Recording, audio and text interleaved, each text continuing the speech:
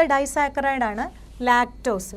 അപ്പോൾ അതിൻ്റെ ഏത് രണ്ട് മോണോസാക്കറൈഡ്സ് നിന്നുമാണ് ഉണ്ടായിട്ടുള്ളത്? ആൽഫ ഡി ഗലാക്ടോസിൽ നിന്നും അതുപോലെ തന്നെ ബീറ്റ ഡി ഗ്ലൂക്കോസും കൂടിയിട്ട് കമ്പൈൻ ചെയ്യുമ്പോഴാണ് ഗ്ലൈക്കോസൈഡിക് ലിങ്കേജ്. C1C4 കാർബണാറ്റങ്ങളുടെ ഇടയിൽ ഗ്ലൈക്കോസൈഡിക് ലിങ്കേജ് വഴി ലിങ്ക് ചെയ്തിട്ടുള്ളതാണ് ലാക്ടോസ് എന്ന് പറയുന്നത്.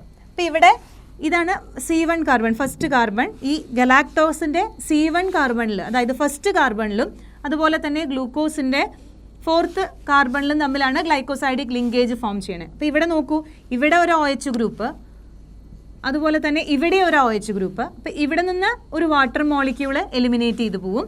എന്നിട്ട് എന്ത് ചെയ്യും? ഒരു ഓക്സിജൻ വഴി ലിങ്ക് ചെയ്യും.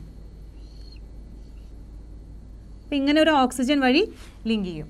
ഇതാണ് അതായത് C1C4 കാർബണാറ്റങ്ങളുടെ ഇടയിലാണ് ഗ്ലൈക്കോസൈഡിക് ലിങ്കേജ് ഫോം ചെയ്യണത്.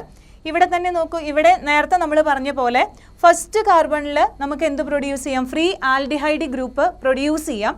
അതുകൊണ്ട് ലാക്ടോസും ഒരു റെഡ്യൂസിങ് ഷുഗറാണ്.